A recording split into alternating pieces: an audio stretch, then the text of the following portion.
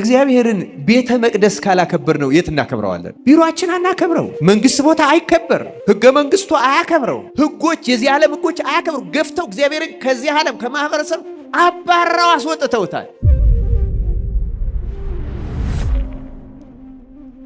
መቅደሱ ውስጥ ካላከበር ነው የት እናከብረዋለን? እግዚአብሔር እዚች ቦታ እንኳን እግዚአብሔር ተገፍቶ ከቤተ መቅደስ እንኳን እንዴት ይገፋል? በእውነት ከልቡናችን አወጣ ነው፣ ከህይወታችን አወጣ ነው፣ ከትዳራችን አወጣ ነው፣ ከህጋችን አወጣ ነው፣ ከስንት ነገር። ከቤተ መቅደስ ደግሞ አንክፋው ክርስቲያኑ።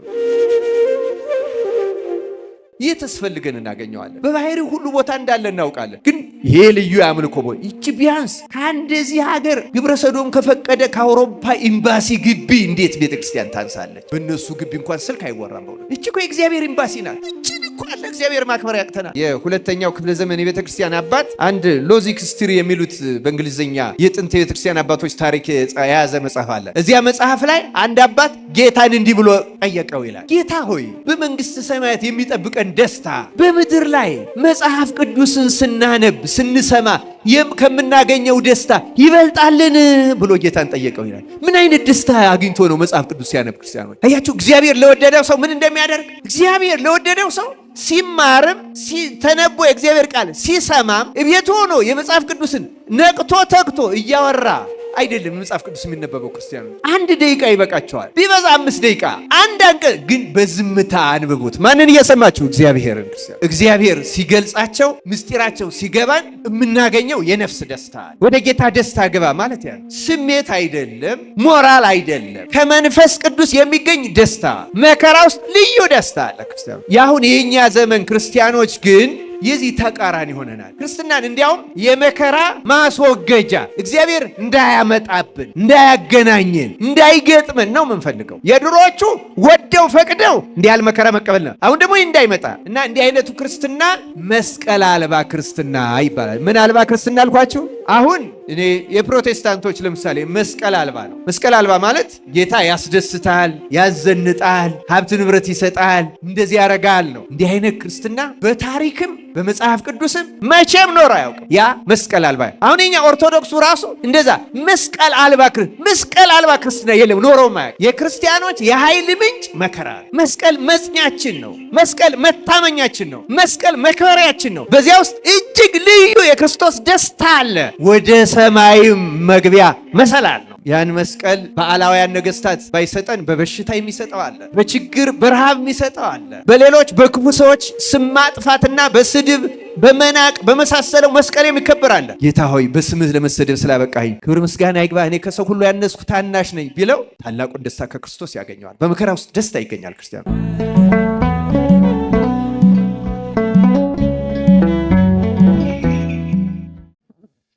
በስመ አብ ወወልድ ወመንፈስ ቅዱስ አሐዱ አምላክ።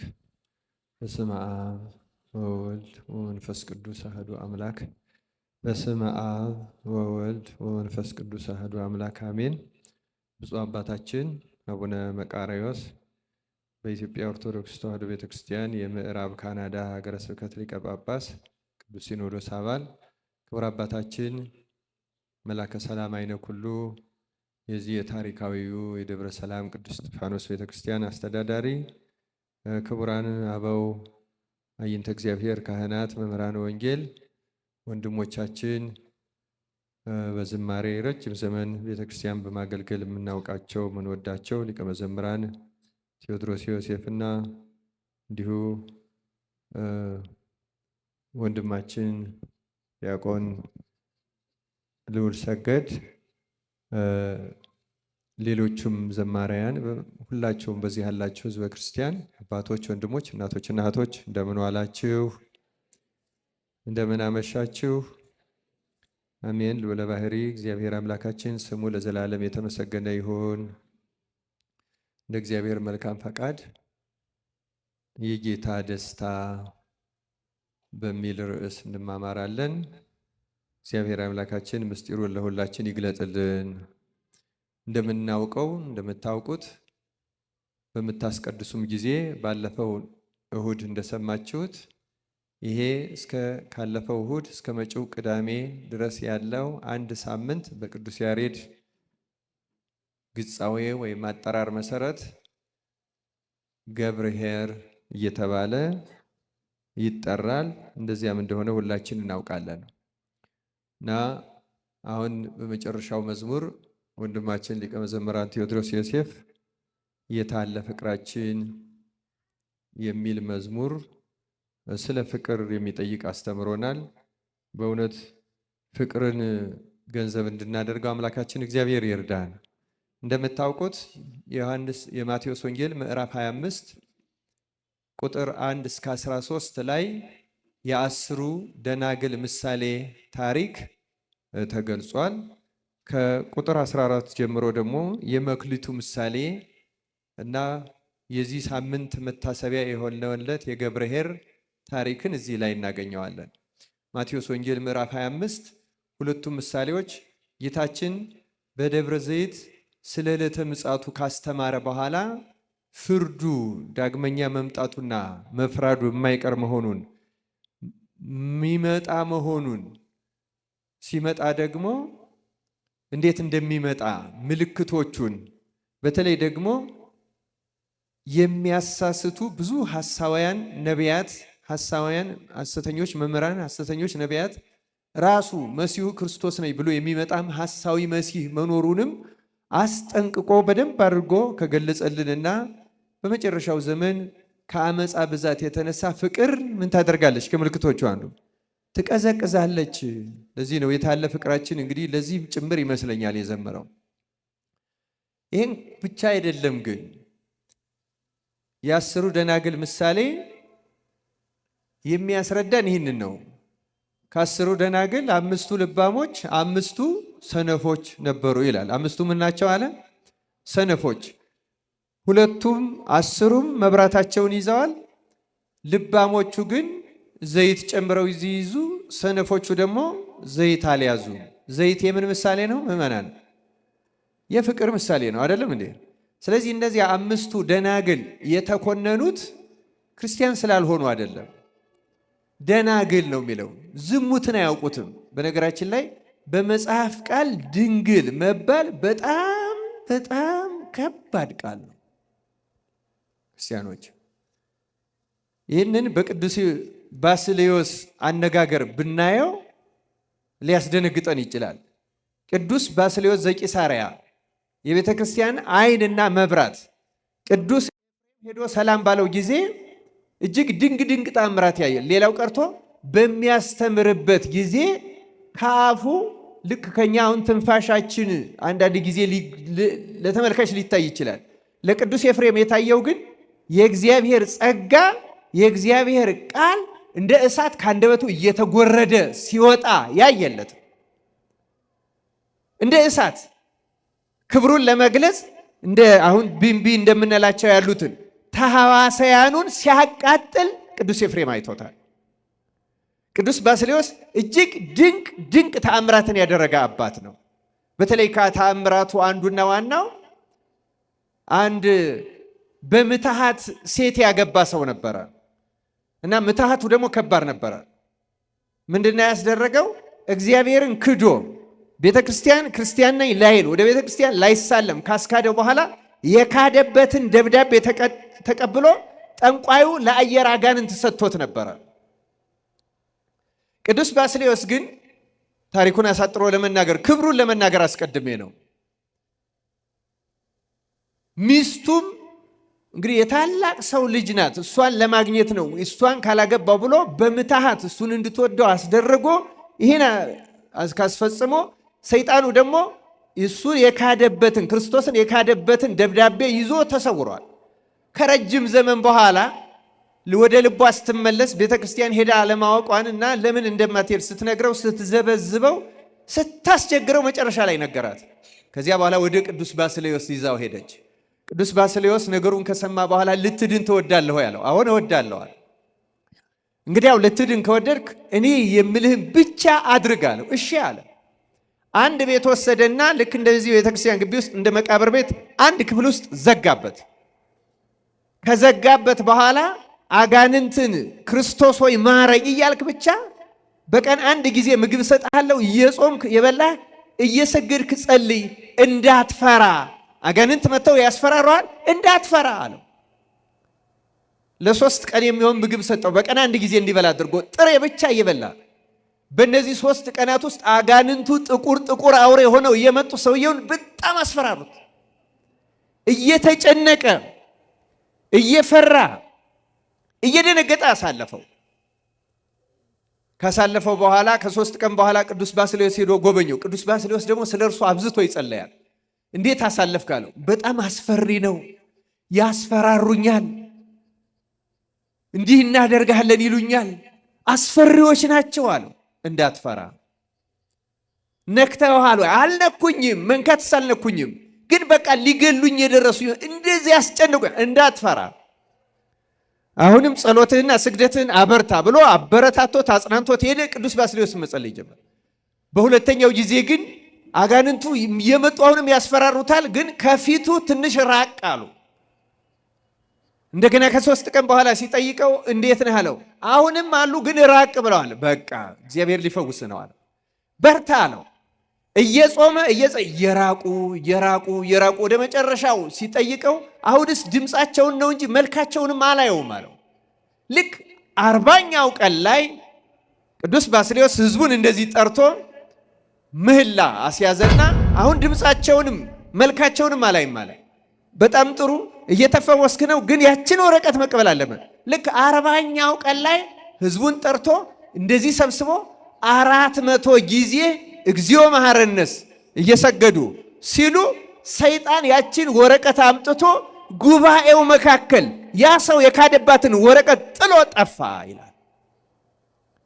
ከዚያ ለሱ ስርየት ሰጥቶ ጸልዮ ቀድሶ አቁርቦ እንደዚህ ሰይጣን ተዋርሶት የኖረውን ሰው እንዲህ አድርጎ የወሰዳትን ደብዳቤ አስመስሎ ያዳነው ቅዱስ ባስልዮስ ሌሎች ድንቅ ተአምራት አድርጓል። ይሄ ቅዱስ ባስልዮስ ስለ ድንግልና ምን እንዳለ እንገራችሁ። እንዲህ አለ ቅዱስ ባስልዮስ፣ እኔ ከሴት ጋር ተኝቼ አላውቅም፣ ድንግል ግን አይደለሁም። አይገርማችሁም? ይሄ ጻድቅ ምን እንዳለ። ይሄ አጋንንቱን እንዲህ ያስገበረው ጻድቅ ድንግልና ቀላል አይደለም።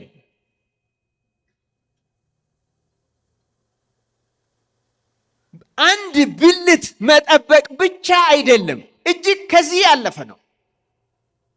ቅዱስ ዮሐንስ አፈወርቅ ራሱ ኦሪት ዘፍጥረት ምዕራፍ 24ን ሲተረጉም ስለ ርብቃ እንዲህ ብሎ ተጽፏል። ልጃገረዲቱም ወይም ርብቃም ወንድ የማታውቅ ድንግልም ነበረች ይላል። ወንድ የማታውቅና ድንግል ለምን ሁለቱን ተጠቀመ ይላል። ወንድ የማታውቅ የሥጋዋን ንጽሕና፣ ድንግል ማለት ሕሊናዋ ያልባከነ፣ ይሄ ባሌ ቢሆን ያላለች ከዚህ ጋር ብተኛ ብላ ያልተመኘች ስለነበረች መጽሐፍ ወንድ የማታውቅ ድንግልም ያለው ደጋግሞ መናገር አይደለም። ሩካቤ አለመፈጸምና ድንግል መሆን ሁለቱ የተለያዩ ስለሆኑ ነው ይላል። ክርስቲያኖች አስተውሉ። ድንግልና ሰውነትን ከማጎስቆል ይበልጣል። ይልቁንም ሕሊናን ማስተካከል ይሻል። ለምሳሌ ንስሐ ዘማዊውን ድንግል ታደርጋለች እንላለን። እንዴት አድርጋ ነው ድንግል የምታደርገው ካል የሥጋ ድንግልና ይመለስለታል ማለት አይደለም። ግን እውነተኛ ንስሐ ገብቶ እውነተኛ እንባ አንብቶ ጸጋው ከተመለሰለት ያ ንስሐ የገባ ሰው አንድ ሕፃን ልጅ ሩካቤ ሥጋ ምን እንደሆነ አይምሮ እንደማያውቀው ከንስሐው የተነሳ ምን እንዳደረገ ድርጊት ኃጢአቱን ይረሳዋል ሳይሆን ሩካቤ ምን እንደሆነ እስካለማወቅ ድረስ ሕሊናው ንጹሕ ይሆንለታል ማለት ነው። ክርስቲያኖች እንደዚህ አይነት ንስሐ እግዚአብሔር በቸርነቱ ለሁላችን ያደለን። ስለዚህ ድንግልና የሕሊና ነው፣ የነፍስ ነው፣ የውስጥ ነው። ስለዚህ ተመልከቱ፣ ከ10ሩ ደናግል 5ቱ ሰነፎች ማለት ተመልከቱ የሕሊና ድንግልና ኖሯቸው፣ ተመልከቱ የሕሊና ድንግልና ማለት እጅግ ታላቅ ንጽሕና ነበራቸው። ንጽሕና ኖሯቸው ተኮነኑ ማለት ያሳዝናል በእውነት። ምን አስኮነናቸው ካል ፍቅር ማጣት፣ ዘይት አለመያዝ። አይገርማችሁም? ይህን ረጅም ታሪክ ያስተረከኝ ክርስቲያኖች ደናግሉ ተኮነኑ። ወንጌል የሚነግረን ያ ነው። የገብርኄርም ታሪክ የሚነግረን ይህን ነው። ገብረ ሐካይ የተኮነነው ሰው እኮ የተኮነነው አውጡት፣ በውጭ ወዳለው ጨለማ ጥርስ ማፈጨት ወዳለበት ጣሉት የተባለው ዝሙት ፈጽሞ ተገኝቶ አይደለም። ሰርቆ ተገኝቶ አይደለም። ሐሰት ተናግሮ ወይም ገድሎ ወይም የመሰለው ተናግሮ አይደለም። ክርስቲያኖች አንድ ነገር ተገኝቶበት ነው። ያም ስንፍና ነው። ምን ተገኝቶበት አልኳችሁ? ስንፍናው። ስንፍና ከስምንቱ ገዳይ ዋና ኃጢአቶች ቅዱስ ጎግሪስ እንደሚለው አንዱና ዋናው ስንፍና ነው። እግዚአብሔር የነፍስንም የሥጋንም ስንፍና ነቅሎ ይጣልልን። የተወደዳችሁ የእግዚአብሔር ቤተሰቦች የዛሬ ርዕሳችን የጌታ ደስታ። የማን ደስታ? ይሄ ለታማኙ አገልጋይ የተነገረው ቃል ነው። 5 እና 2 መክሊት የተቀበሉት ባለ 5ቱም 5 አትርፎ ባለ 2ቱም 2 አትርፎ ለጌታቸው ባስረከቡ ጊዜ ጌታ እንዲህ የሚል ቃል ተናገረ። መልካም አንተ በጎ ታማኝ ባሪያ። ስሙ ራሱ ይሄ ነው። መልካም፣ ታማኝ፣ በጎ። በእነዚህ ቃላት የምንጠራበት ወይም ለመጠራት የሚያበቃ ምግባር አምላካችን በቸርነቱ ያደለን። መልካም፣ በጎ፣ ታማኝ፣ እነዚህ ራሱ ሽልማት ናቸው። በአፈ እግዚእነ ኢየሱስ ክርስቶስ ታማኝ መባል። ቀጥሎ እንዲህ አለው፣ በጥቂቱ ታምነሃል፣ በብዙ ምን አደርግሃለሁ? ሾመሃለሁ። 5 መክሊት የተባሉ 5 ሕዋሳት ሰጠውህ። ዓይንን ለማየት፣ ጆሮን ለመስማት፣ አፍን ምላስን ለመቅመስ፣ አፍንጫን ለማሽተት፣ እጅን ለመዳሰስ። በእነዚህ በ5ቱ አንተ ኃጢአት አልሰበሰብክባቸው፣ ጽድቅ ሰበሰብክባቸው። ስለዚህ በውጭ ብልቶችህ ስለታመንክ የውስጡን ብልት 5 እከፍትልሃለሁ፣ አትርፈሃልና በዚህ በብዙ ሾመሃለሁ። ተመልከቱ፣ በአይነ ሥጋ ከማየት በአይነ ነፍስ ወደ ማየት፣ መላእክትን ወደ ማየት፣ የተሰወሩ ቅዱሳንን ወደ ማየት፣ ጽድቅንና ኃጢአትን በሰዎች ላይ ወደ መለየት፣ ረቂቅ ነገር ወደ መለየት፣ በብዙ በረቂቅና በሰማያዊ ሀብት ላይ ሾመሃለሁ። ጆሮህን ተራ ነገር ከመስማት ሐሜት፣ ስድብ፣ ስልቂያ፣ ከንቱ ነገር ከንቶ ይትናገሩ አሐዱ ምስለ ካልቡ እንደተባለው በዳዊት አንዱ ከአንዱ የሚያወሩ የስልቂያ የዋዛ የፈዛ ይህን ከመስማት ጠብቀህ ወንጌልን ለመስማት ስለዋልከው፣ እውነትን ለመስማት ስለዋልከው፣ አሁን ደግሞ በብዙ ሾማለሁ፣ የመላእክትን ምስጋና ወደ መስማት አደርሳለሁ። ሰማያዊ ኃይላት የሚናገሩትን የተሰወሩ ቅዱሳን ወደዛ ሾማለሁ አለና ወደ ጌታ ደስታ ግባ አለው። ወደ ማን ደስታ?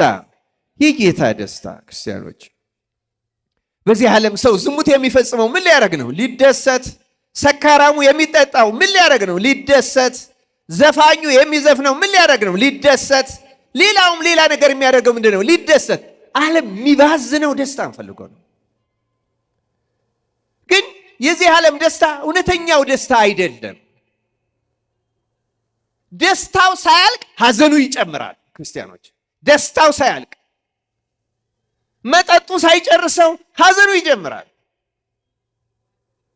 የዚህን ዓለም ድሪያውን ኃጢአቱን ሳይጨርሰው ሐዘኑ ጸጸቱ አለ እኮ። እግዚአብሔር የተከለው መሳሪያ እዚህ ሕሊናም ይባላል አለ። ወዲያው ነው ሐዘኑ የሚተካው። ክርስቲያኖች የዚህ ዓለም ደስታ ሳያልቅ ሳይፈጸም ሐዘኑ ይቀጥላል። ክርስቲያኖች ታዲያ እኛ እግዚአብሔር ያዘጋጅልን ደስታ ምን አይነት ነው? ክርስቲያኖች ጌታ እኮ ሕጌን ጠብቁ ሕዋሳቶቻችሁን ጠብቁ ያለው እንዲሁ አይደለም። እጅግ ብዙ ነገር ሊሰጠን ነው፣ ሊጠቅመን ነው። እግዚአብሔርማ ምን ይጠቅመዋል? የኔ ድንግል መሆን ለእግዚአብሔር ምን ያደርግለታል? የኔ ሐሜት መጥላት፣ የኔ ርኩሰት መጥላት፣ የኔ አለመግደል፣ የኔ አለመስረቅ፣ የኔ ከኃጢአት መጠበቅ ለእግዚአብሔር ምን ይረባዋል? እንኳን የኛ የመላእክትም አይረባው። የእግዚአብሔር ቅድስና ለመላእክት ምግብ ይሆናቸዋል እንጂ ጸጋ ይሆናቸዋል እንጂ ክብር ይሆናላቸዋል እንጂ የመላእክት ምስጋና እንኳን ለእግዚአብሔር ምኑ ነው? ምንም። በባህሪው ምስጉን፣ በባህሪው ቅዱስ፣ በባህሪው ንጹሕ፣ በባህሪው ክቡር፣ በባህሪው ልዩ ከማንም ምንም አይፈልግም። የሚፈልገው ግን የእኛን መክበር፣ የእኛን መንጻት፣ የእኛን መቀደስ፣ የእኛን ምስጢር መጥገብ። ክርስቲያኖች መድኃኔ ዓለም ትእዛዙን የሰጠን ወንጌሉን ያጻፈልን በዚህ ምድር ተመላልሶ ያስተማረው እንዲሁ ዝም ብሎ አይደለም። ክርስቲያኖች አለ ልዩ ደስታ ለእውነተኛ አማኞች የሚሰጥ በምድር ላይ ልዩ ደስታ አለ። ያ ደስታ የማን ደስታ ይባላል? የጌታ ደስታ። ተመልከት፣ ጌታ ያለው ወደ ደስታ አስገባሃለሁ አይደለም ያለው፣ ወደ ጌታ ደስታ ለይቶ። ወደ ማን ደስታ? ወደ ያ የጌታ ደስታ ምንድን ነው ክርስቲያን? ከዚያ በፊት እስኪ ሌሎቹን ደስታዎች በመጽሐፍ እናያቸው። አንዳንድ ጊዜ በምድር ላይ ያለነው ሰዎች በእውነቱ በብዙ ምክንያቶች ልንደሰት እንችላለን፣ እንዲያውም መልካም በሚመስል ነገር ሁሉ ማለት ነው። ለምሳሌ እዚህ የማርቆስ ወንጌል ምዕራፍ 4 ቁጥር 16 ላይ ታስታውሳላችሁ። ማቴዎስ 13ም ላይ አለ፣ ሉቃስም ላይ አለ። የዘሪው ምሳሌ ዘሪው ሊዘራ ወጣ። ሲዘራም አንዳንዱ በመንገድ ዳር ወደቀ፣ አንዳንዱ በጭንጫ ላይ ወደቀ፣ አንዳንዱ በእሾህ ላይ ወደቀ፣ አንዳንዱ በለም መሬት ላይ አፈራ። ያም 30፣ 60፣ 100 አፈራ ይላል። በመንገድ ላይ የወደቀው ወፎች መጥተው ለቀሙት። በጭንጫ ላይ የወደቀውስ ምን ሆነ ይላል? ለጊዜው ምን ሆነ? በቀለ ይላል። አይደለም እንዴ? በቀለ ግን ፀሐይ በወጣ ጊዜ ጠወለገ፣ ስርም ስላልነበረው ደረቀ ይላል። እና ስለዚህ ሲናገር የሚናገረው ቃል አለ። በእውነቱ ተመልከቱ። እንዲሁም ይላል ጌታ ሲተረጉምላቸው ለሐዋርያቱ በጭንጫ ላይ የተዘሩት እነዚህ ናቸው፣ ቃሉን ሰምተው ወዲያው በደስታ ይቀበሉታል። በምን ይቀበሉታል? አንዳንድ ጊዜ እንደዚህ ቁጭ ብለን ስንማር፣ ስናስቀድስ፣ ስንዘምርም በደስታ ቃሉን ልንቀበል በደስታ ልንዘምር በደስታ ልናስቀድስ እንችላለን። አቤት የዛሬ ዝማሬ እንዴት ደስ ይላል ልንል እንችላለን። ግን ያ ደስታ ጌታ የሚወደው ደስታ አይደለም። የሚገርማችሁ ይኸው በቃለ እግዚአብሔር እንኳን መደሰት ማለት ነው። በቃለ እግዚአብሔር ደስ ተሰኝቶ መስማት እንኳን እግዚአብሔር የሚወደው ደስታ አይደለም። ለምን ካል ለጊዜው ወዲያው በደስታ ይቀበሉታል አለ። ለጊዜው ነው እንጂ በእነርሱ ስር የላቸውም። ኋላም በቃሉ ምክንያት መከራ ወይም ስደት በሆነ ጊዜ ወዲያው ይሰነካከላሉ። ከመሰነካከል እግዚአብሔር በቸርነቱ ይጠብቀን። ስሜታውያን፣ ይሄ ደስታ የስሜት ደስታ ይባላል። በስሜት እንደሰታለን፣ በስሜት ቤተ ክርስቲያን እንላለን፣ በስሜት ንግሱ እንላለን። ግን ወዲያው አንድ ካህን እንኳን አንድ መነኩሴ እንዲህ ያደረገ ሲባል ደግሞ ውይ የዚህን ዘመን ካህን ያሳየኝ፣ ወዲያው ነው የምንሰናከለው። አይደለም የሶስተኛ አራተኛው ክፍለ ዘመን ሰማዕታት የገጠማቸው መከራ ቀርቦ በትንሽ ወሬ በትንሽ ነገር ነው የምንሰነካከለው። እግዚአብሔር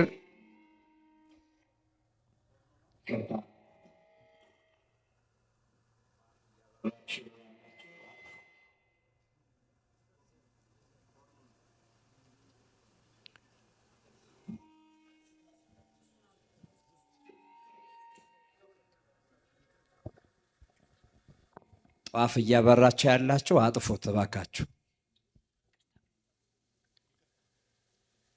ክርስቲያኖች እና ስሜታዊ ደስታ የትም አያደርስም። ተውት የእኛን የምእመናኑን። ጌታ በወንጌል ሌላ የሚያስገርም ነገር ተናግሯል። ደቀ መዛሙርቱ ከእርሱ ጋር እየዋሉ እያደሩ ስልጣንን ሰጣቸው። ምን እንዲያደርጉ? አጋንንትን እንዲያወጡ ሄዱ። ህዝቡን አስተማሩ። አጋንንትንም አውጥተው መጡና ደስ እያላቸው ጌታ ሆይ አጋንንት በስምህ ተገዙልን አሉት። ይህን ሲሉት ጌታ እንዲህ አላቸው፣ ነገር ግን መናፍስት ስለተገዙላችሁ በዚህ ደስ አይበላችሁ፣ ስማችሁ በሰማያት ስለተጻፈ ግን ደስ ይበላችሁ አላቸው ይላል። ስለ ቃሉ እግዚአብሔር ስሙ የተመሰገነ ይሁን። ይህን ሉቃስ 10 አጋንንት እንኳን እስከ ማውጣት ታምራት እስከ ማድረግ ብንደርስና በዚያ ብንደሰት ያን ደስታ እግዚአብሔር አይቀበለውም። አለመቀበል ብቻ አይደለም ጠቃሚም አይደለም። ይሁዳም አጋንንትን ካወጡት መካከል ነበረ፣ ግን አልጸናም። እነዚህ በሙሉ ጊዜያዊ ደስታ። አጋንንትን ማውጣት የሚሰጠው ደስታ እንኳን በእግዚአብሔር ፊት ድንቅ ነገር አይደለም። ክርስቲያኖች ታውቃላችሁ፣ ወደፊት ሐሳዊ መሲህ እኮ ራሱ ሲመጣ እጅግ ድንቅ ነገር ያደርጋል። አንድ ክርስቲያን እውነተኛ አማኝ በተአምራት አይደሰትም። ተአምራትን የማየት አይን ካለው በራሱ ሰውነት በየዕለቱ እግዚአብሔር ተአምራት ያደርጋል። በየዕለቱ ክርስቲያኖች እስኪ ልንገራችሁ፣ ከስጋውና ከደሙ መለወጥ በላይ ተአምራት አለ? አዎ። ስጋውና ደሙ ህብስትና ወይን አቅርበን በየዕለቱ ይለወጣል። በየዕለቱ ተአምራት አለ ቤተ ክርስቲያን ውስጥ በእያንዳንዱ ዕለት ቆጥረን ልንጨርሰው አንችልም ክርስቲያኖች። ስለዚህ በተአምራት ልንደሰት አይገባል። የሚያስደስተው እሱ እንዳለው ስማችሁ በየት ስለተጻፈ ተደሰቱ አለ? በሰማያት። ክርስቲያኖች ለሁላችን እግዚአብሔር በቸርነቱ ማስተዋልን ያደለን።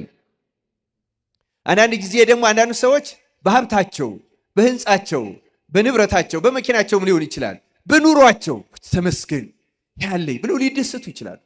አንዳንድ ጊዜ እንዲያውም ሰፋ ያለ ሐሳብ ሁሉ አሁን ሀብቴ በዝቷል ይላል። እዚህ የሉቃስ ወንጌል ምዕራፍ 12 ላይ አንድ ባለጸጋ እንዲህ አለ ይላል፣ እንዲህ አደርጋለሁ፣ ጎተራዬን አፍርሼ ሌላ የሚበልጥ እሰራለሁ፣ በዚያም ፍሬንና በረከቴን ሁሉ አከማቻለሁ። ነፍሴንም አንቺ ነፍሴ ለብዙ ዘመን የሚቀር ብዙ በረከት አለሽ፣ እረፊ፣ ብይ፣ ጠጭ፣ ደስ ይበልሽ እላታለሁ አለ ይላል። አንዳንዱ ሰው በመብል ደስ መሰኘት ይፈልጋል። ያማረጠ እየበላ የሚጾም እንኳ ሆኖ ከጾም ጥንቅቅ አድርጎ ከፍስክ የተሻለ ምግብ በመብላት የሚደሰት የሚረካ ሰው አለ።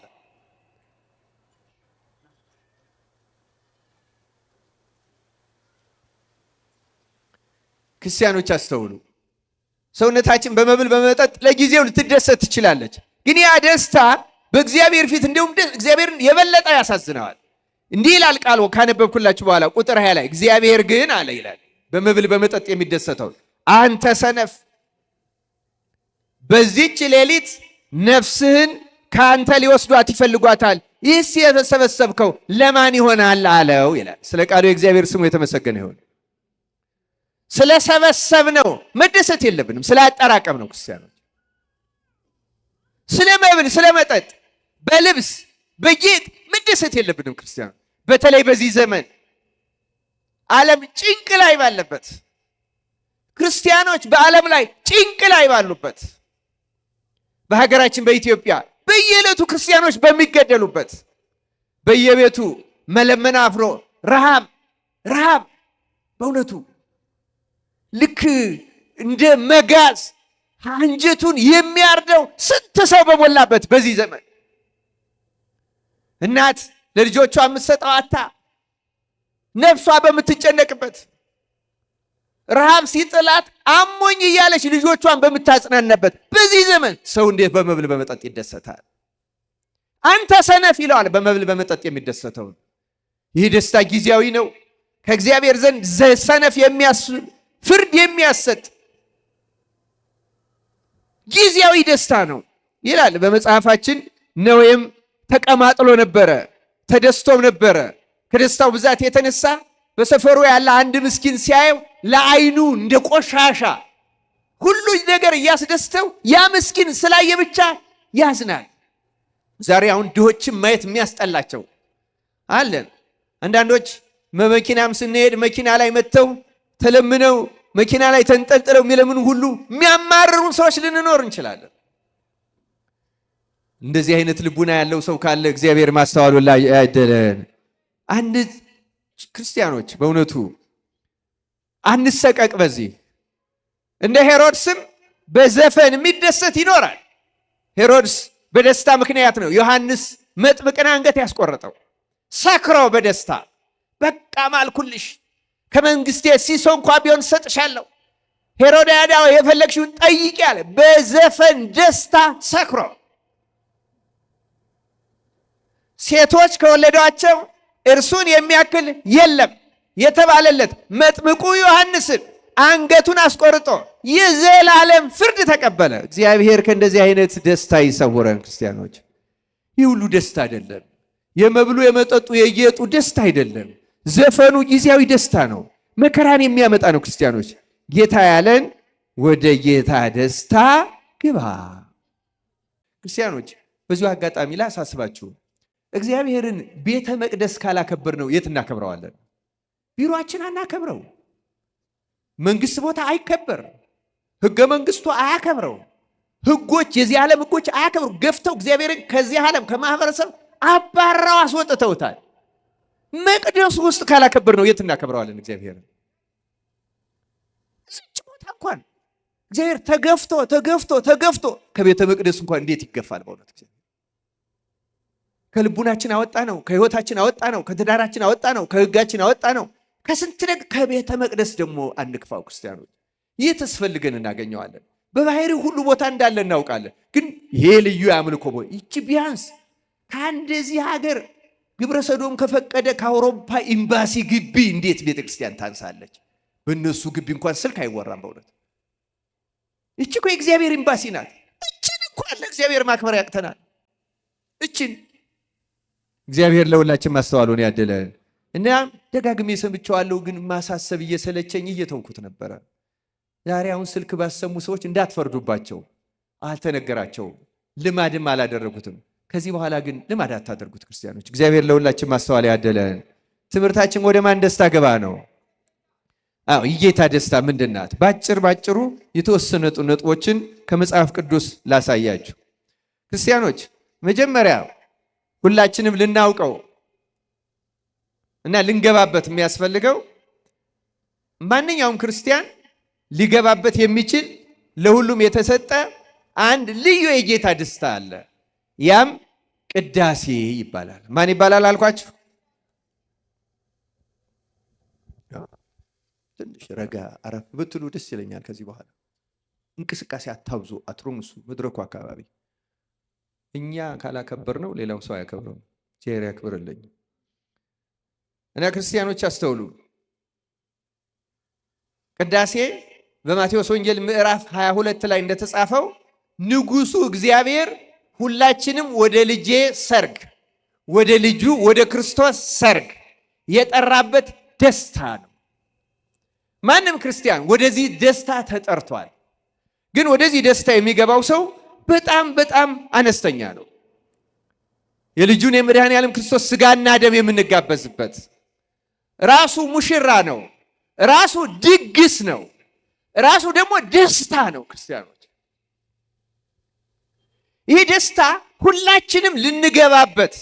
እንዲያውም አቡሊዲስ የተባለ ቤተክርስቲያን ሊቅ ደግሞ ራሷ ቤተክርስቲያንን የነገስታት ግቢ የተባለች የሥላሴ ግቢ ቅድስት ቤተክርስቲያን ናት ይላል። እና እዚህች ውስጥ በአካል መገኘት ብቻ ግን ወደ ደስታው አያስገባም። ክርስቲያኖች ሌላ ተጨማሪ ነገር አለው። አሁንም ባለፈው እሁድ እዚህ ቤተክርስቲያን መጥቼ አስቀድሻለሁ። በዚያ ለነበሩትም አሰምቻቸው ነበረ። ከቅዳሴው መግቢያ ላይ ካሉ ቃላት በእውነቱ ይህን የተመለከተውን ማንበብ እፈልጋለሁ። እየሰማችሁ ነው ክርስቲያኖች? ቅዳሴ ከመገባቱ በፊት ቀዳሹ ካህን ጸሎተ ንስሐ ከመድገሙ በፊት ምዕመናን እንዲሰሙት አድርጎ ማንበብ ያለበት ቅድም ያነሳሁት የታላቁ አባት ቅዱስ ባስልዮስ የሰራው ስርዓት አለ። መጽሐፈ ቅዳሴያችን ላይ አለ። እንዲህ ይላል፣ ላንብብላችሁ ምን እንደሚል። አንድ አምላክ በሆነ በአብ በወልድ በመንፈስ ቅዱስ ስም ለቄስና ለዲያቆን ለሕዝቡም ሁሉ የሚገባ በየጊዜውም ሁሉ ሊሰሩት የሚገባ የቅዳሴ ስርዓት ይህ ነው። እንደ አባቶቻችን ስርዓት ቄስም ቢሆን ዲያቆንም ቢሆን በቅዳሴ ጊዜ መጀመሪያ ይህን ቃል በግድ ያንብብ። ከቅዱስ ምስጢር የሚቀበሉትም ሁሉ በማስተዋል ይህን ይስሙ፣ እንዲህም ይበል ይላል። አድምጡ። አሁን ትእዛዙ ምን እንደሚል። ወንድሜ ሆይ፣ ለቅዳሴ የመጣነውን ሰዎች ነው።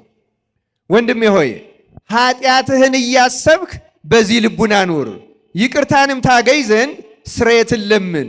ስለ አንተም ስለ እነሱም ንጹሕ የሚሆን መስዋዕቱን በሚያቀርቡበትና በሚያሳርጉበት ጊዜ ከቤተ ክርስቲያን ሳትወጣ ስለ አንተ የሚያቀርብና የሚያጸልይ ካህኑን አትተወው፣ ከሚያስወጡት ካልተጠመቀው ጋራ አብረህ እንዳትሄድ በቤተ ክርስቲያን ኑር እንጂ።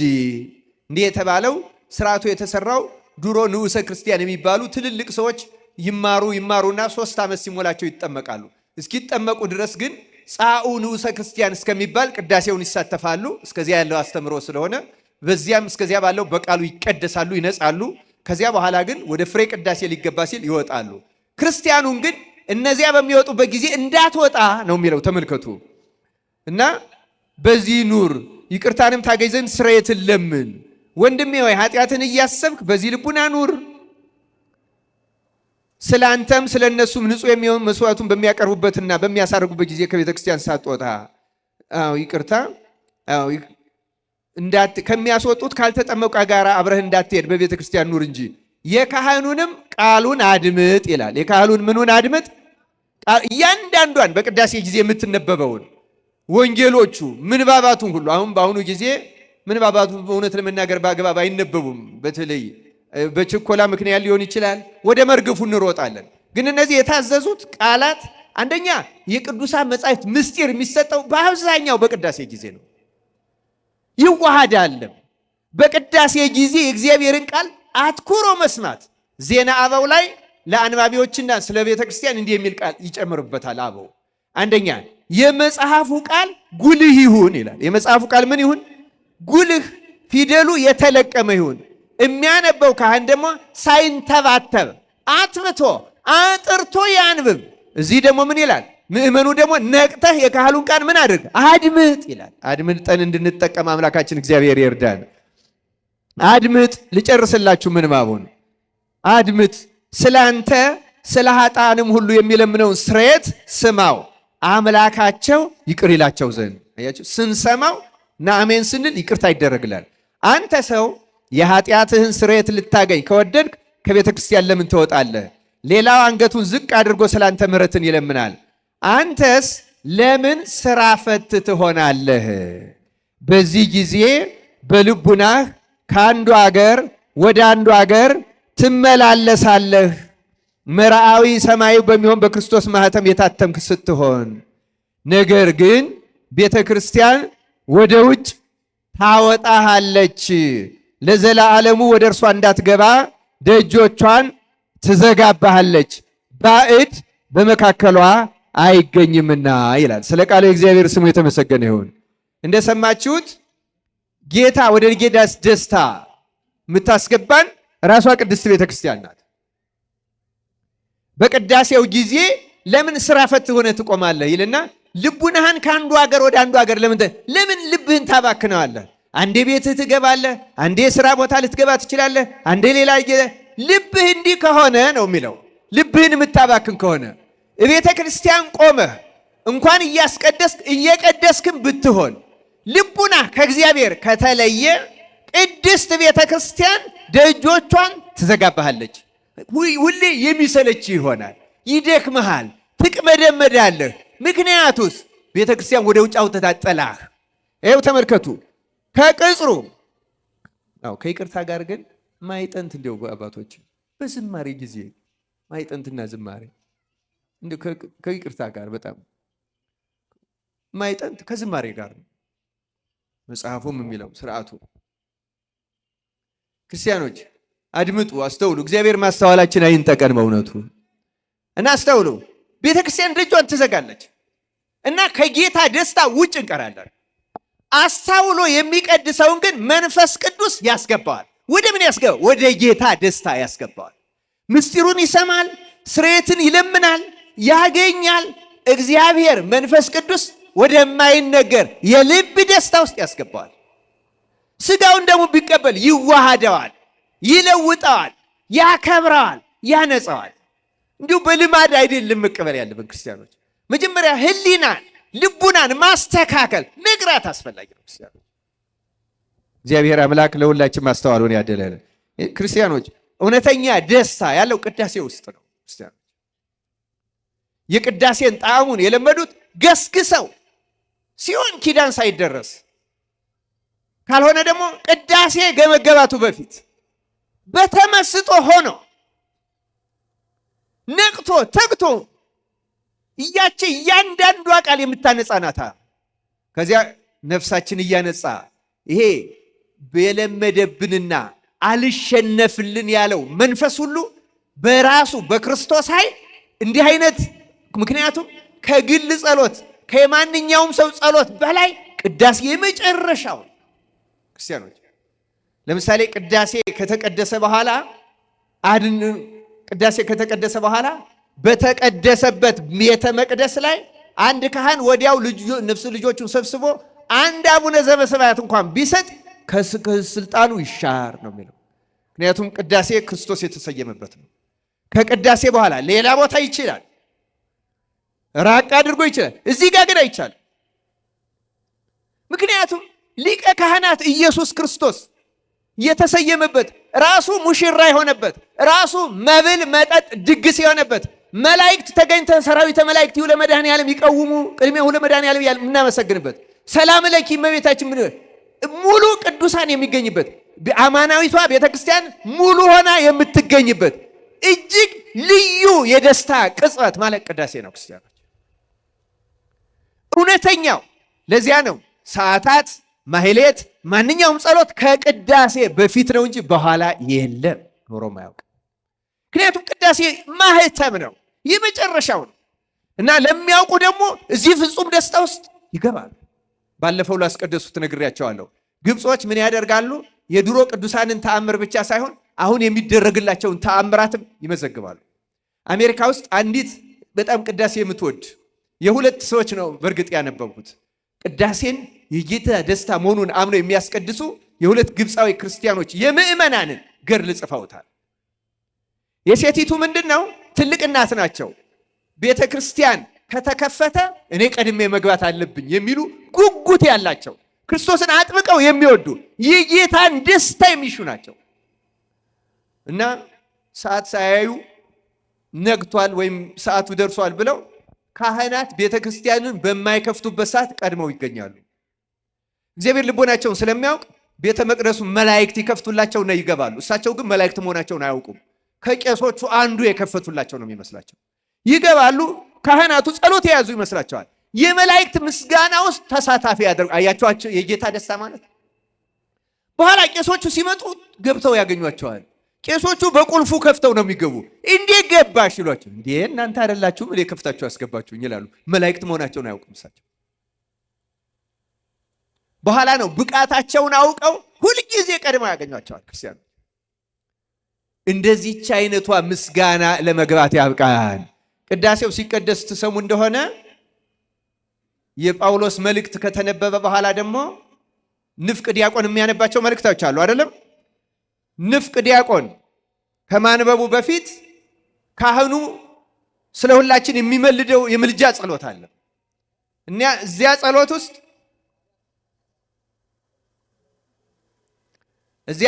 ውስጥ እንዲህ የሚል ቃል አለ። ወደ ልዩ የምስጋና አዳራሽ እንድንገባ አድለን። ወደ ምን እንድንገባ አድለን?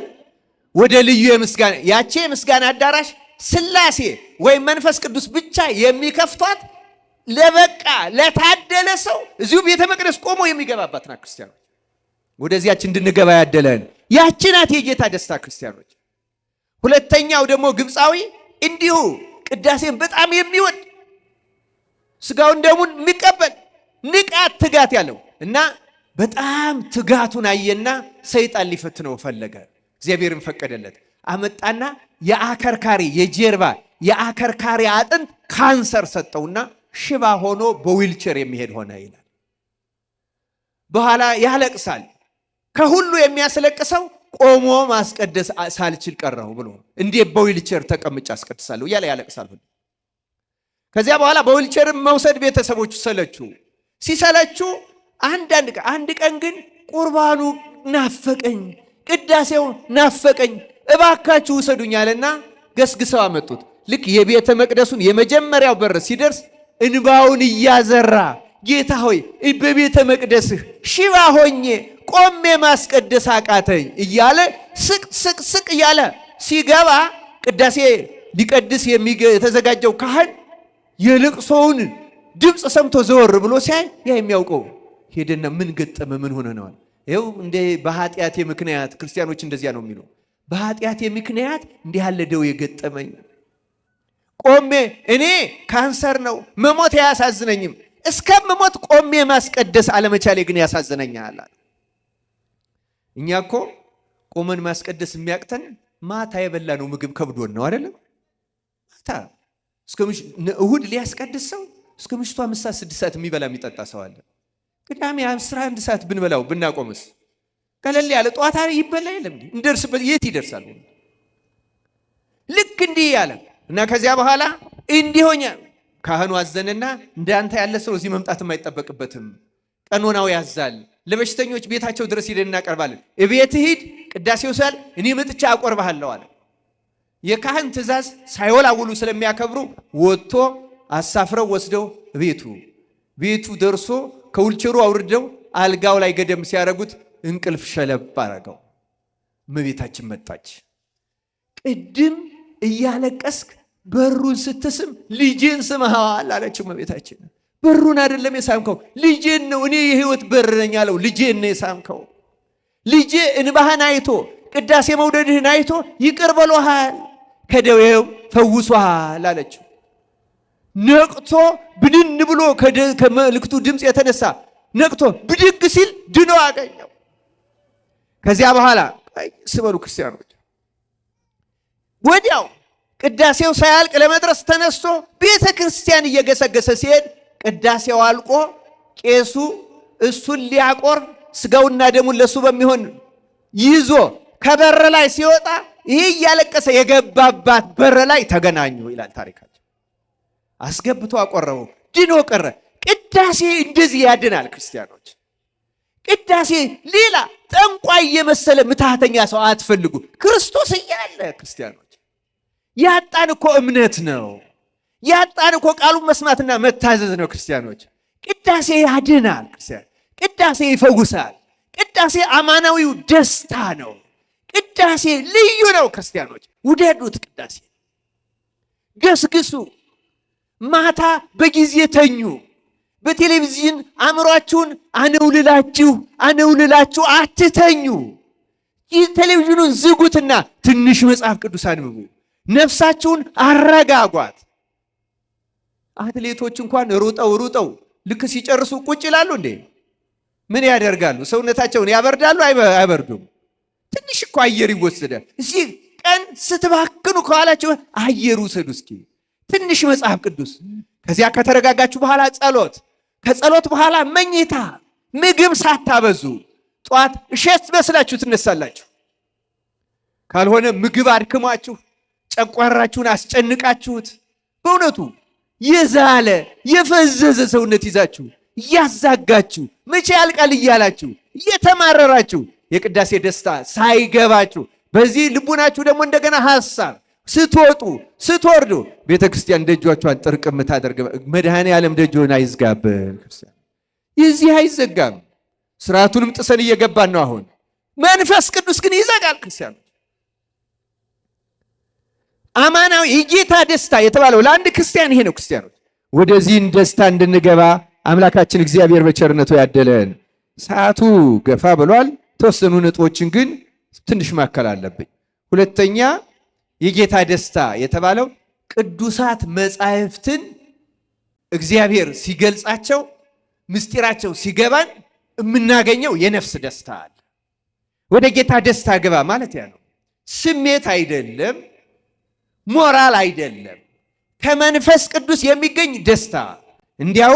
እንዲያውም አንዳንድ ጊዜ ታስታውሳላችሁ የሉቃስ ወንጌል ምዕራፍ 24 ላይ እንደተጻፈው ሉቃስና ቀለዮጳ ከኢየሩሳሌም ወደ ኤማሁስ ሲሄዱ ጌታ በመንገድ ላይ ተገኘና መጽሐፍትን ቃል ይተረጉምላቸው ነበር ይላል። ከዚያ ሲመሽ አብረህን ግባ አሉት። አብሯቸው ገባ። ማዕዳቸውን ባረከ። የተባረከውን ሲበሉ አወቁት ይላል። ዓይናቸው በራ።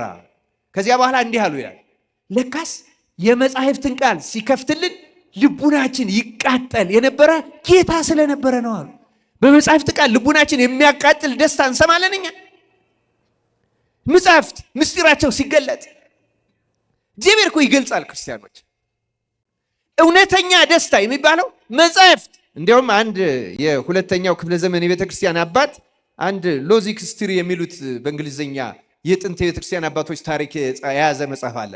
እዚያ መጽሐፍ ላይ አንድ አባት ጌታን እንዲህ ብሎ ጠየቀው ይላል፣ ጌታ ሆይ በመንግሥተ ሰማያት የሚጠብቀን ደስታ በምድር ላይ መጽሐፍ ቅዱስን ስናነብ ስንሰማ ከምናገኘው ደስታ ይበልጣልን ብሎ ጌታን ጠየቀው ይላል። ምን አይነት ደስታ አግኝቶ ነው መጽሐፍ ቅዱስ ሲያነብ? ክርስቲያኖች አያችሁ፣ እግዚአብሔር ለወደደው ሰው ምን እንደሚያደርግ። እግዚአብሔር ለወደደው ሰው ሲማርም ተነቦ የእግዚአብሔር ቃል ሲሰማም እቤቱ ሆኖ የመጽሐፍ ቅዱስን ነቅቶ ተግቶ እያወራ አይደለም መጽሐፍ ቅዱስ የሚነበበው። ክርስቲያኖች 1 ደቂቃ ይበቃቸዋል፣ ቢበዛ 5 ደቂቃ፣ አንድ አንቀጽ ግን በዝምታ አንብቡት። ማንን እየሰማችሁ? እግዚአብሔርን። ክርስቲያኖች እዚያችን ቅጽበት እግዚአብሔር ይናገር፣ እኛ እንስማው። እግዚአብሔርን በመፈለግ ብቻ ለሚሰሙት እግዚአብሔር በቅዱሳን መጻሕፍት በኩል ልዩ የጌታን ደስታ፣ ወደ ጌታ ደስታ ግባ፣ እግዚአብሔር ልዩ ደስታ ያስገባል። ክርስቲያኖች እኛ መጻሕፍትን ስንሰማ ግራ የምንጋባው ለምን ይመስላችኋል? አይምሯችን፣ ህሊናችን በኃጢአት ስለጠቆረ ቆሻሻ ግግር ያለበት መስታወት ላይ ቆማችሁ ፊታችሁ ማየት ትችላላችሁ? እንችላለን እንዴ? አንችልም። ለምን? ቆሻሻው ነዋ። የኛ ህሊና እንደዛ ነው። ልክ እንደ መስታወት ንጹህ አድርጎ ነበር እግዚአብሔር የፈጠረው። በመዓት ቆሻሻ በመዓት ነገር አቆሸሽ ነው። ስለዚህ የእግዚአብሔር ቃል ሲነገር ምንም ቆሻሻ ላይ ያረፈ ነገር ከመቆሸሽ ውጭ ሌላ ትርፍ የለው። እኛም በቆሸሽ አይምሯችን ስለምንሰማው አንዳንዴ አቂር እናወጣለን። አንዳንዴ እኛን የነካን ሲመስለን ሁሉ ምን ለማለት እንገፋዋለን። ተነሳሄ ልብ ያለው ብቻ ነው። ይሄ ስለኔ ነው፣ እግዚአብሔር እየገሰጸኝ ነው፣ ሊያድነኝ ነው፣ ይቅር ሊለኝ ነው መሰል፣ እኔን የተመለከተ ኃጢአቴን እንዳውቀው የሚያደርግ ተናገረኝ የሚል ትሁት ልብ ያለው ብቻ ነው። አምላካችን እግዚአብሔር ለሁላችን ማስተዋሉን ያደለን። የተወደዳችሁ የእግዚአብሔር ቤተሰቦች፣ አንደኛውና ፍጹሙ ደስታ በእግዚአብሔር ቃል የሚገኝ ደስታ ነው። በእውነቱ የሐዋርያት ሥራ ምዕራፍ 13 ላይ እንዲህ የሚል ቃል ተጽፏል። ጳውሎስና በርናባስም ገልጠው የእግዚአብሔር ቃል አስቀድሞ ስለ እናንተ ይነገር ዘንድ ያስፈልጋል፣ ከገፋችሁትና የዘላለም ሕይወት እንዳይገባችሁ በራሳችሁ ከፈረዳችሁ ግን እነሆ ወደ አሕዛብ ዘወር እንላለን። እንዲሁ ጌታ እስከ ምድር ዳርቻ ድረስ ለማዳን ትሆን ዘንድ ለአሕዛብ ብርሃን አድርጌሃለሁ ብሎ አዞናልና አሉ። አሕዛብም ሰምተው ደስ አላቸው፣ የእግዚአብሔርንም ቃል አከበሩ። ለዘላለምም ሕይወትም የተዘጋጁ ሁሉ አመኑ። የጌታም ቃል በአገሩ ሁሉ ተስፋፋ ይላል። በእኛም ሀገር የጌታን ቃል ያስፋፋል። መቼ? ምዕመናን ልክ እንደነዚህ ሰዎች አምነው ደስ ብሏቸው ሲቀበሉት። እግዚአብሔር በመጻሕፍት የሚገኘውን ደስታ አምላካችን በቸርነቱ ለሁላችን ያደለን። ክርስቲያኖች በእውነቱ ማርያም መልካሙን ዕድል መረጠች የተባለችው እህት አልዓዛር እኮ በእግዚአብሔር ቃል ስለምትደሰት ነው። የተዘጋጁና ልቡናቸውን የከፈቱ ሁሉ በዚያ ደስ እንዲላቸው እግዚአብሔር ያደርጋል። እኛንም እግዚአብሔር በቸርነቱ ወደዚያ ደስታ ያስገባን። አንድ ነገር ጨምሬ ትምህርቴን አጠቃልላለሁ። ክርስቲያኖች እውነተኛ የእግዚአብሔር ደስታ ብዙ ነጥቦች አሉኝ፣ ሰዓቱ ስለሄደ ብቻ ነው። በእውነቱ አንደኛውና ዋናው የክርስቲያኖች ደስታ በመከራ ውስጥ የሚገኝ ደስታ ነው። በምን ውስጥ የሚገኝ ደስታ አልኳቸው? ሰው ከእግዚአብሔር ጋር ከሆነ እግዚአብሔር በመከራ እያለ ያጽናናዋል።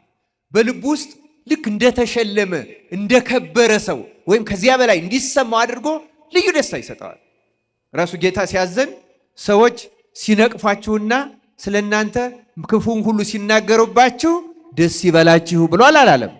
ለምንድን ነው ደስ ይበላችሁ አለ? እወቁት፣ በዚያ ውስጥ አንደኛ የምታገኙት የኃጢአት ስርየት አለ። ምን አለ? የኃጢአት ስርየት። በደስታ የምትቀበሉት ከሆነ ደግሞ በመከራ ውስጥ ወደሚገኝ ደስታ ራሱ ክርስቶስ ያስገባቸዋል። ያለንበት ቤተክርስቲያን የቅዱስ እስጢፋኖስ ቤተክርስቲያን ነው። ቅዱስ እስጢፋኖስ በተወገረ ጊዜ ጌታ ሆይ ምን አለ? ምን አለ ቅዱስ እስጢፋኖስ? ተመልከቱ። ክርስቶስ በሱ ውስጥ ባይሆን ቅዱስ እስጢፋኖስ እንደዚህ ማለት ይችላል? የማንም ሰው ሰውነት እኮ ሕማም ይሰማዋል አይደለም እንዴ? ግን ተመልከቱ፣ ሰዎች ከጌታ ጋር ሲሆኑ ልክ በቤተ መቅደስ ውስጥ እኮ በስነ ስርዓት ልብሰ ተክህኖ ለብሶ የሚጸለይ ነበር የሚመስለው ቅዱስ እስጢፋኖስ። በረከቱ ይደርብንና ጌታ ሆይ የሚያደርጉትን አያውቁምና ይቅር በላቸው። በእርግጥም አያውቁም፣ ስለማያውቁም ነው። በዚያች ቅጽበት ቀና ሲል ቅዱስ እስጢፋኖስ ማንን ነው ያየው? ማንን ነው ያየው? በማን ደስታ ውስጥ ሆኖ? በእግዚአብሔር ደስታ ውስጥ ሆኖ። ክርስቲያኖች ለሱ እኮ ቅዳሴ ነው፣ ለነሱ እየገደሉ ነው። ለቅዱስ እስጢፋኖስ ግን የደስታ ሰዓት፣ ሥላሴን ያየባት ሰዓት። ሌላ ጊዜ እኮ ሥላሴን አላየም። በተወገረባት ጊዜ ግን ሥላሴን አየ። ክርስቲያኖች ጻድቃን ሰማዕታት ሰዎች ስላልሆኑ እኮ አይደለም 7 ዓመት ጊዮርጊስ የተሰቃየው የተፈጨው የተደቆሰው። ክርስቲያኖች እንደዛ እኮ አይደለም። ግን በመከራቸው ቅጽበት ልዩ የመንፈስ ቅዱስ ጸጋ ይሰጣቸዋል። ሕማማቸው እንዳይሰማው ታስታውሳላችሁ። 3 ደቂቅ እሳቱ ውስጥ ሆነው እሳቱ ተሰምቷቸዋል። ማን ነው ያን ያደረገው? እግዚአብሔር ልዩ ደስታ ውስጥ ያስገባቸዋል። 3 ደቂቅ የዘመሯቸውን 2 መዝሙሮች ዛሬ በሰንበት እንጸለያቸዋለን። መዝሙረ 3 ደቂቅ አይደለም እንዴ? አንዱ 6 ኃይለ ቃል ነው፣ አንደኛው 33 ኃይለ ቃል ነው። 33ቱ በጌታ ዕድሜ፣ 6ቱ በ6ቱ ቃላተ ወንጌል ምሳሌ። ለምን የሥጋዌም ልዩ መቅደስ ውስጥ አስገባቸው። ልዩ ደስታ፣ ልዩ ምስጢር ገለጸላቸው።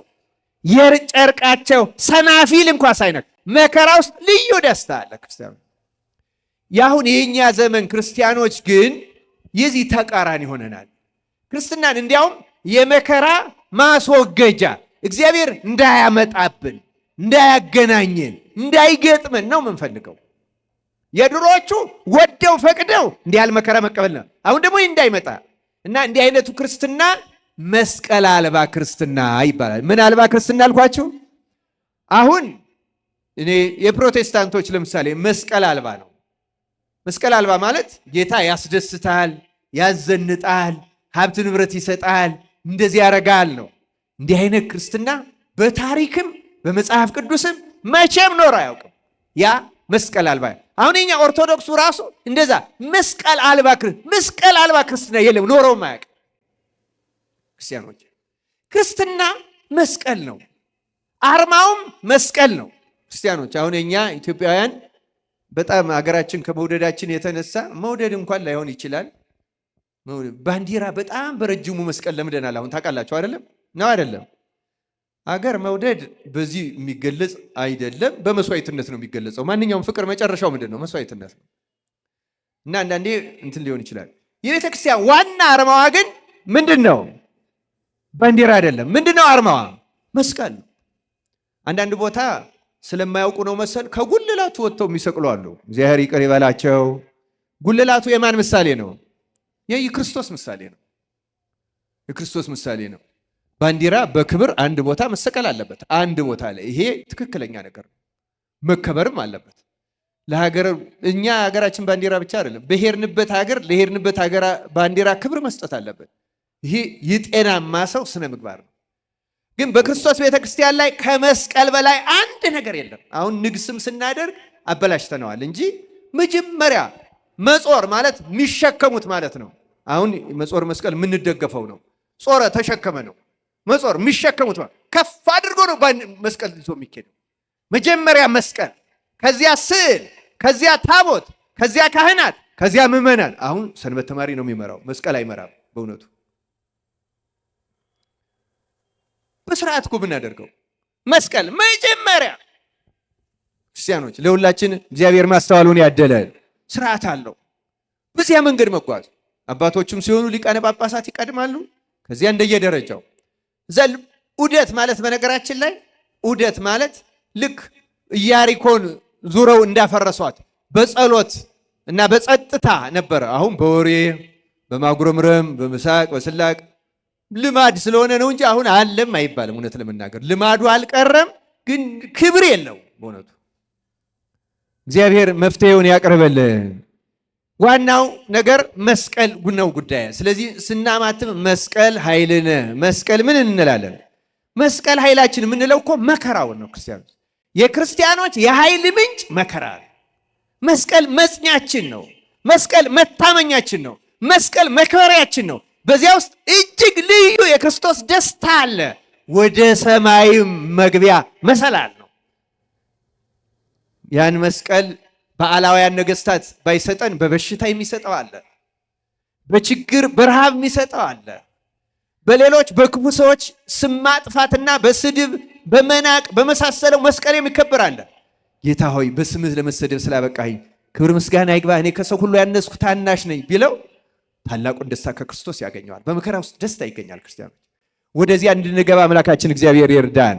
አንዷን ብቻ ተናግሬ ትምህርቴን እጨርሳለሁ። በእውነቱ ሌሎች ጻድቃን በተጋድሎ የሚገቡበት ደስታ አለ፣ ከዚሁ ጋር የተገናኘ ነው። ክርስቲያኖች ግን አንዷን ማንሳት እፈልጋለሁ። የእግዚአብሔር መንግስት ደስታ። ጸሎትም ስንጸልይ አባታችን ሆይ በሰማያት የምኖር ስምህ ይቀደስ እንልና ምንህ ትምጣ እንላለን? መንግስት። የእግዚአብሔር መንግስት በምድር ትመጣለች። የእግዚአብሔር መንግስት የምትባለው አንድ ክርስቲያን ሕግን በመጠበቅ የክርስቶስ መንግስት መንግስተ ሰማያት ነው በመካከላችሁ ናት ነው ያለ። ለሚፈልጋት ሰው በምድር ላይ ነው የምትሰጠው። መንግስተ ሰማያት የምትጀምረው ከምድር ነው። ያቺ ምንድናት? በምንም ነገር ያለመረበሽ፣ በማንኛውም የህይወት ሁኔታ ውስጥ ሰላማዊ የመሆን ከመኝታው ከእንቅልፉ ጀምሮ እጅግ ልዩ ሰላምና ደስታ ለአንድ ክርስቲያን በምድር ላይ ትሰጠዋለች። ክርስቲያን ከሆነ ሕጉን ካከበረ እውነተኛ ንስሐ ከገባ መንግስተ ሰማያት በምድር ላይ ለእያንዳንዱ ሰው ትሰጠዋለች። ጻድቃን መንግስተ ሰማያትን የሚቀምሷት በምድር ላይ ነው። ያቺ የጌታ ደስታ ናት። እውነተኛውን ሰው ወደዚህ ደስታ ምንድናት ያቺ ደስታ? ክርስቲያኖች ለምሳሌ አሁን በመኝታችን ጊዜ እንቃዣለን የለንም? ብዙዎቻችን አይደለም እንዴ? እንዳንዱ ሰው እንዲያውም ሌላ ካልከለከለው ራሱ ወደ እግሩ አቅጣጫ ዙሮ ሁሉ ሊገኝ ይችላል። ያስጮኸን ምናምን ሊሆን ይችላል። ቀሌን አይደለም እነግራችሁ። አሁን ክርስትና በተግባር ብንኖረው ይህ ሁሉ እንደሚጠፋ ታውቃላችሁ። መኝታችን ራሱ ክርስቶስ ሰላም ያደርገው። ከምግብ የሚመጣ መቃዠት አለ። አብዛኛው ግን ከኃጢአትና ከክርስቶስ መለየት ነው። እኛ ቤተ መቅደስም ቆመን ረፍት የለንም ታውቃላችሁ። አሁን ዛሬ ስለሱ አላስተማርኩም እንጂ የገብረ ሐካይ ኃጢአቱ ስንፍና ነው። ስንፍና ሁለት መልክ አለው። አንደኛው ዳተኛ፣ ደመበራድ፣ ኋላ ልተኛ፣ ልረፍ፣ ነገ አደርገዋለሁ የሚያሰኝ እና ለጸሎትም በጣም ሰነፍ የሚያደርግ ነው። ሁለተኛው ደግሞ ረፍት የለሽ ነው የሚያደርገው፣ መንቀዥቀዥ። ቢሮ ቁጭ ብሎ ሰላም ያጣል። ቤት ብሄድ ይሻለኛል ይሄዳል። ቤትም ሰላም ያጣል፣ ይወጣል። ጓደኛዬን ላግኘው ይላል፣ ያወራል፣ ይለፈልፋል። ይሄ ስንፍና ይባላል። መንፈሱ የቀትር ጋኔን ነው። ምን ይባላል አልኳችሁ? የቀትር ጋኔን። በእግዚአብሔር መታመኛ ያደረገን መዝሙር 91 ላይ እንደተጻፈው ከቀትር ጋኔን አትፈራም ይላል። የስንፍና መንፈሱ የቀትር ጋኔን ነው እና የቀትር ጋኔን ረፍት ነው የሚነሳው። ቅዥቅዥ ነው የሚያደርገን። ማውራት ነው፣ መለፍለፍ ነው፣ መሳቅ ነው። በቃ በትንሽ ነገር ደግሞ ብው ንዴታችን። እንደዚህ አይነት ሰው የቀትር ጋኔን ነው ይሄን ሁሉ የሚያደርገው። እግዚአብሔር ከዚህ ነፃ ያውጣል። ታዲያ ወደ ጌታ ደስታ ግባ ማለት ከዚህ ሁሉ ነፃ ያወጣና በምድር ላይ የተረጋጋ ሰላማዊ እጅግ አስደናቂ ህይወት። እኔ ክርስቲያኖች ለሁላችንም ይህን እመኘዋለሁ። እግዚአብሔር ወደዚህች ደስታ ያስገባል። እውነተኛ ንስሐ እንግባ። የእግዚአብሔርን ቃል ለእግዚአብሔርን በመፈለግ እንስማው። ማንም በመፈለግ አልኳቸው፣ እግዚአብሔርን በመፈለግ ክርስቲያኖች፣ እግዚአብሔር የሚሰጠንን በመፈለግ አይደለም። እግዚአብሔር ጤና እንዲሰጠን ልንለምነው እንችላለን፣ ችግር አይደለም። ሀብት እንዲሰጠን ልንለምነው ችግር አይደለም። እውቀት እንዲሰጠን ልንለምነው እንችላለን፣ ችግር አይደለም። ግን እግዚአብሔርን የምንፈልገው እንዲሰጠን የምንፈልገውን እንዲሰጠን ከሆነ እግዚአብሔርን የምንፈልገው እንደ አንድ ጠንቋይ ነው ማለት። ጠንቋይን የምንፈልገው አንድ ነገር እንድናገኝ ብቻ ነው። ከዚያ በኋላ ከጠንቋዩ ጋር ዝምድና የለንም አይደለም። እግዚአብሔርን እንደ ጠንቋይ አንፈልገው ክርስቲያን። እግዚአብሔርን የምንፈልገው ለሚሰጠን ነገር ሳይሆን ራሱን። ምክንያቱም ራሱ እግዚአብሔር ምግብ፣ ራሱ እግዚአብሔር ሕይወት፣ ራሱ እግዚአብሔር ልብስ፣ ራሱ እግዚአብሔር ደስታ፣ እግዚአብሔር ራሱ የሕይወት ምንጭ፣ የሚጠብቀን፣ የፈጠረን፣ የሚመግበን፣ የሚያኖር ሁለንተናችን ራሱን እግዚአብሔርን እንፈልገው ክርስቲያኖች። እግዚአብሔርን ከያዝነው እኮ የእግዚአብሔር የሆነ ሁሉ የማን ይሆናል? ይሄኛ ይሆናል። የሚሰጠን ትንሽ ነገር ነው። እሱም ያለን አስቀድማችሁ ጽድቁንና መንግስቱን ሹ፣ ሌላ ሁሉ ምን ይሆናል? አልሰጥም አላለም እኮ ጌታ። ይጨመራል። ዳረው አታ እንዴት ያን ታስባላችሁ? እንዲያውም ስለ መብልና ስለ ልብስ ለምን ትጨነቃላችሁ? እንዴት ትጨነ ምን ብትጠረጥሩኝ ነው እኮ ነው። አሁን እግዚአብሔር በዚህ ይጠረጠራል፣ ይታማል። እግዚአብሔርን አምነነው በዚህ ምድር እውነተኛውን ሰላም ለማግኘትና በሱ ደስታ ለመኖር ያብቃን። ይቆየን። ወስብሐት ለእግዚአብሔር።